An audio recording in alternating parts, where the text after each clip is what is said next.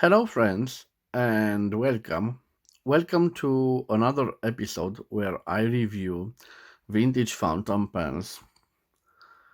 Today, I have for you a Italian made fountain pen, and I think this was made in the 1960s or the 1970s. And it comes from the producer Universal, as you see engraved on the clip. It is a basic school fountain pen, and you can even see the teeth marks left on the barrel and on the cap.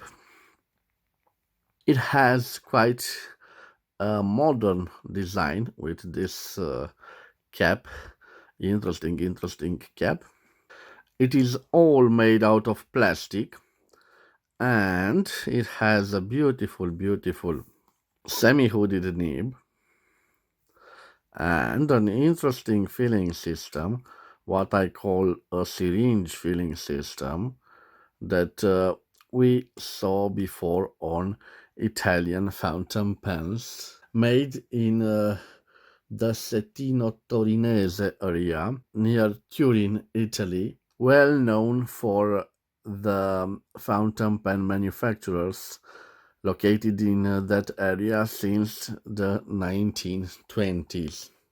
What can I tell you about the history of this firm, Universal? So, it is quite a popular firm among school children that went to school in Italy in the 1950s, the 1960s, and in the 1970s. And they are well known for their products that were affordable school products. And has a history of this brand. It is interesting that Mr. Alessandro Frola it founded the Universal Company in the Turin province in the mid 1950s, and it managed to survive the great ballpoint pen crisis, when you know that many producers of fountain pen suffered a lot by the growing demand and popularity of the ballpoint pen. Thanks to the genius of Alessandro Frola, the company stayed afloat and stayed in time with the tendencies of the market, and they launched their own brand of ballpoint pen called Corvina, or Raven in English, and they become the second manufacturer of ballpoint pens in the whole world after Bic. And another brand that was developed in the company was the brand Carioca, which became a big producer of markers and color pencils for children and school use. And of course, the brand is still alive, Carioca, in Italy. And I had the chance to review one of their affordable school fountain pens that I bought, I believe, from Carrefour or Jumbo. I will leave a link in the comments to see the new generation of fountain pens produced by Carioca. Of course, they are well known for their markers and colorful pencils, but they still produce fountain pens.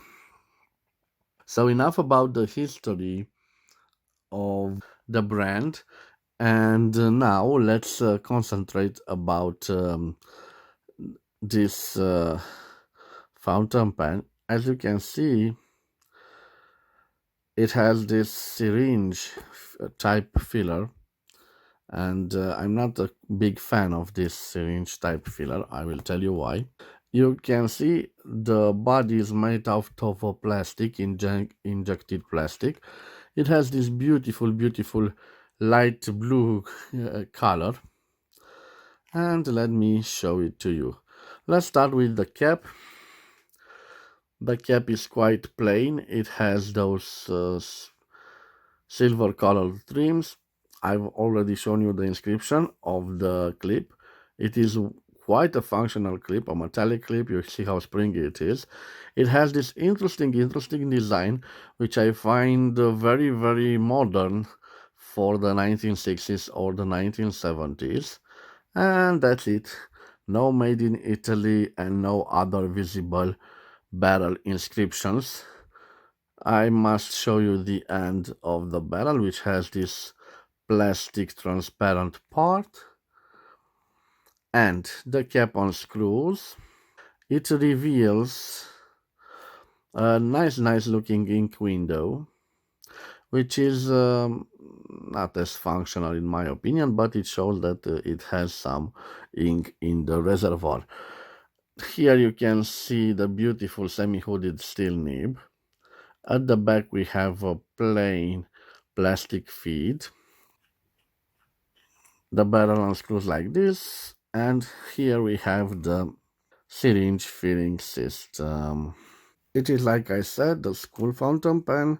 It was quite an affordable writing instrument back in those days, and even today I think I paid around 10 euros for it or something like that, so approximately 12 American dollars.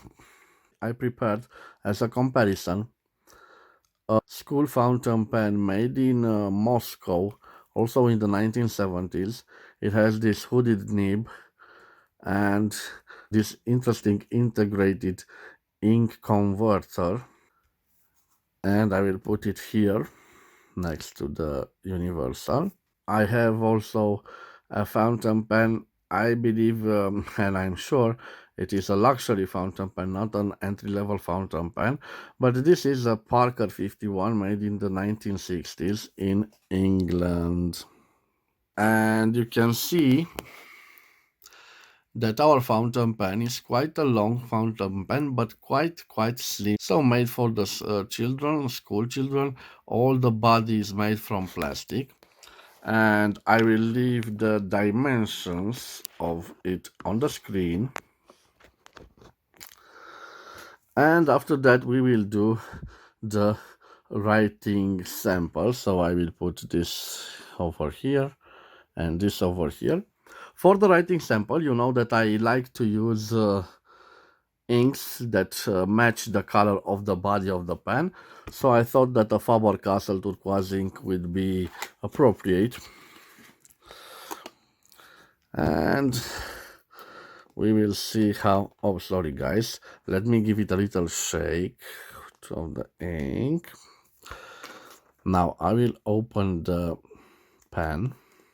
So the principle of this filling mechanism is like a syringe. You push the rod here, and when you pull it off, it should create a vacuum that will draw the ink. And let me show you. So okay, it is quite hard for me to draw the rod, but you can see that it took some ink. Let me try to push it, okay, till the end. So quite a nice amount of ink. Guys, some of these filling systems had this rod made of metal. This is a plastic rod, and bear in mind that you will push hard on it sometimes, and it could break being made out of plastic.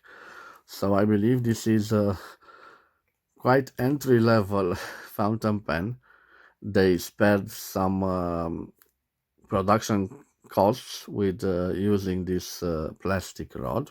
I will put this aside. I will put this aside because I need a little tissue to clean the grip section, and I have it here. Just a simple wipe down. By the way, guys, this syringe system is integrated to the body of the pen, so you can't change it and use the cartridges. Let me see if we can post it. Yes, it posts quite securely. And now let me give you, I will put back the cap. Okay, let me try to show you with a little zoom. No, it's not a good viewpoint. So I will change the angle of the camera for you to see how this writes. Okay, yes. Okay, guys, let me. I have here a universal. I have here a universal school fountain pen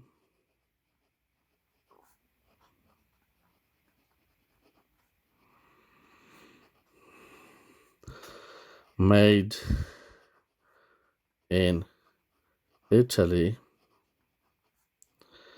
in the 1960s in the Settimo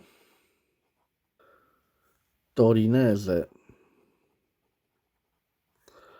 area.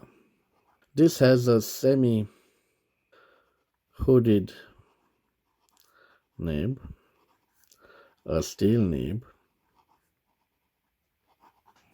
Let me show you if it has some line variation, but no flex. Let me show you how juicy this nib is. Not such a juicy nib. Let me give you an idea about the pressure. So here no pressure, and here a little bit of pressure. No line variation. Let me see how we can do signatures with it. Yes, quite nice. Let me see if we can reverse write it with it. Reverse writing. We can definitely reverse write with it. I believe, judging by the way I saw it, is a fine nib, so it writes quite fine. No scratch, no annoying feedback. Let me tell you about the Fox. So the quick brown fox jumps over the lazy dog, and you can see it is quite a smooth writer. Guys, this was my review of a school fountain pen made in Italy in the 1960s. A quite affordable school fountain pen. Some of its original users said that it only lasted them for only one school year, but they were quite affordable, and being such affordable, they were very popular among school children. I like it. I even like that difficult to operate syringe system type filler, and I really think that this is a nice looking fountain pen and a suitable fountain pen for the children in the 1960s. I thank you for your time. I want to wish you to have a nice day wherever you are. I hope you've enjoyed this little Italian fountain pen made in the Settimo Torinese area in the 1960s. I hope that you will subscribe to my channel to support my activity. I will see you again at the next episode. Till then, bye bye, and please take care of yourself.